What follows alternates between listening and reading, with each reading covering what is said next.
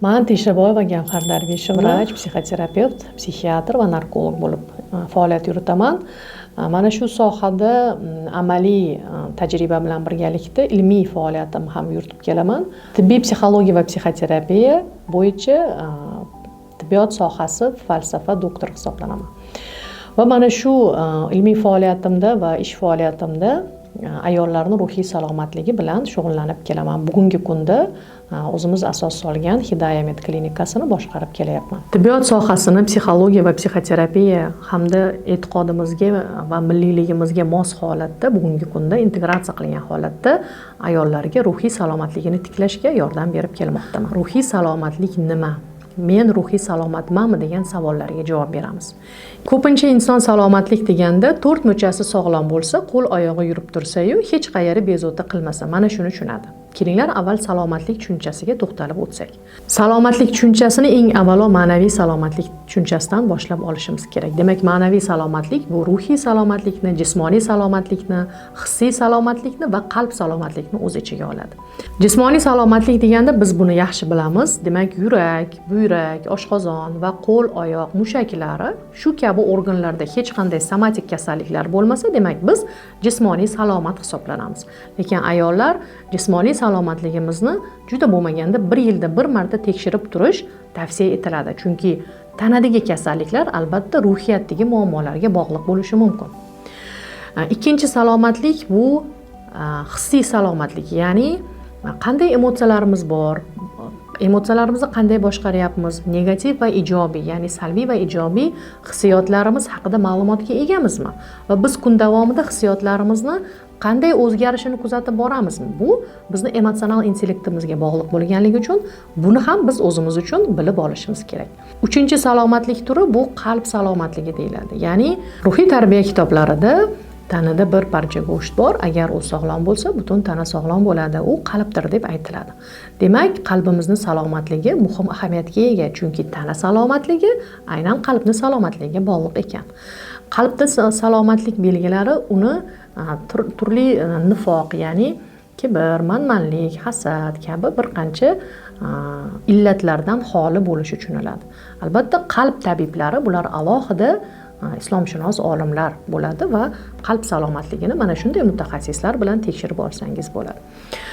Uchinchi turi bu ijtimoiy salomatlik deyiladi. Ya'ni insonlarni bir-biri bilan o'zaro munosabatidagi holatlar. Ya'ni agar bir inson jamiyatda, masalan, oilada yoki jamiyatda shaxslar aro munosabatlarda muammolar bo'lsa, u yerda ijtimoiy salomatligi putur yetgan bo'ladi. Ya'ni murosa yo'qligi, kim bilandir chiqisha olmaslik, masalan, qaynona kelin yoki er-xotin muammolari yoki ishxonada ikkita bir hamkasbni bir-biri bilan muammolar ham bu ijtimoiy salomatlikni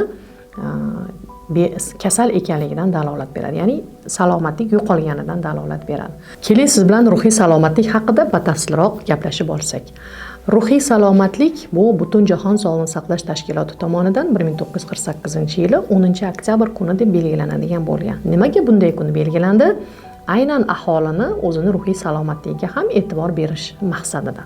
Ruhiy salomatlik nima degani? Ruhiy salomatlik bu inson har qanday vaziyatda, ya'ni stress vaziyati bo'ladimi yoki bir boshqa holatlar bo'ladimi, shu vaziyatda o'zini to'liq xususiyatlarni amalga oshira olish qobiliyati tushuniladi. Ya'ni ma'lum bir stress vaziyat bo'ldi yoki kundalik hayotda bir xil uyg'unlikda ruhiyati keskin o'zgarmagan holatda bardavom bo'lishiga aytiladi. Ruhiy salomatlik inson o'z xususiyatlarini to'liq amalga oshirib, kundalik vaziyatda va stress holatida ham to'liqligicha butun qobiliyatini ishga sola olishi, ya'ni produktiv mehnat qilib jamiyatga hissa qo'sha olishi hamda hissiyotini bir maromda uyg'unlikda saqlab qola olishiga aytiladi. Oddiy qilib tushuntiradigan bo'lsak, ruhiy salomatlik bu sizda stresslarning, tushkunlikning, qo'rquvning, xavotirning yo'qligi hisoblanadi. Agar yuqorida aytib o'tgan belgilar yoki muammolar sizda bor bo'lsa, demak sizda ruhiy salomatlikda muammolar bor deyiladi. Keling endi Butunjahon Sog'liqni saqlash tashkilotining ruhiy salomatlik haqidagi mezonlariga to'xtalsak. Demak, diqqat qiling, birinchi mezon bu o'zini psixik va fizik menini to'liqligicha namoyon qila olish xususiyati. Ya'ni inson o'zini kim ekanligini, nimalarga qodir ekanligini, xarakteri qanday, temperamenti qanday, tafakkuri qanday, intellekti qanday, mana shu hamma ma'lumotlarni o'zi haqida juda ham yaxshi bilib olishi kerak. O'ziga va o'zining ruhiy mahsulotiga, ya'ni tafakkur jarayoni, intellekt mahsuloti va hissiy kechinmalarini tanqidiy munosabatni saqlanishi. Ya'ni men mana shu holatda noto'g'ri gapirdim, noto'g'ri fikr bildirdim, to'g'ri qilmadim yoki noto'g'ri hissiyot ko'rsatdim degan o'ziga nisbatan tanqidiy fikrini bo'lishi. Bu juda ham muhim mezon hisoblanadi va bu ikkinchi mezondir. Uchinchi mezon xulq atvorni ijtimoiy normalarga xos holatda boshqara olish. Ya'ni bir jamiyatda inson yashar ekan, o'sha jamiyatni qonun qoidalariga moslasha olish va jamiyat hamda davlat bilan ziddiyatlarni bo'lmasligi tushuniladi. Eng oxirgi 4-mezon hayotiy vaziyat va qiyinchiliklardan kelib chiqib o'z xulq atvorini o'zgartira olish xususiyati. Bu masalan bo'lishi mumkin zilzila yoki boshqa shaharga ko'chish yoki yana qandaydir talofatlar yoki shunchaki inqiroz, iqtisodiy inqiroz bo'lishi mumkin. Mana shunaqa vaziyatda o'zini yo'qotib qo'ymasdan o'zi uchun to'g'ri qarorlar qabul qilish va o'zini jamiyatda ijtimoiy vazifasini saqlab qolish xususiyati. Mana shu yuqoridagi 4 mezonga ahamiyat beradigan bo'lsangiz, mana shu ruhiy salomat bo'lgan insonda 4 mezon to'liqligicha namoyon bo'ladi. Agar yuqoridagi mezonlarni qaysi biridir sizda namoyon bo'lmagan bo'lsa, bu ruhiy muammo yoki ruhiy patologiya yoki ruhiy anomaliya deb ataladi va bu holatda ruhiy salomatlik bo'yicha mutaxassisga murojaat qilishingiz tavsiya etiladi. Bilasizmi, ayollar nimaga ruhiy salomatligiga yaxshi e'tibor berishmaydi? Chunki ruhni kasalligi, ya'ni ruhdagi muammolar, ruhiyatdagi muammolar insonlarga ko'rinmaydi.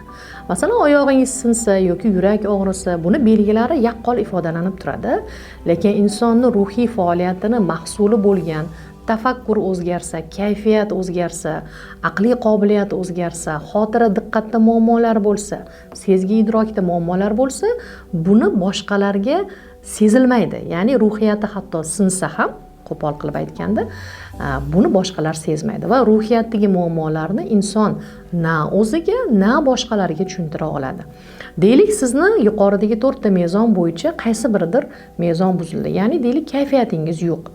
Kayfiyatingiz yo'qligini ham o'zingiz tushuntirib, o'zingiz anglab olgunizcha albatta vaqt o'tadi. Yoki xotira va diqqatda muammolar bor.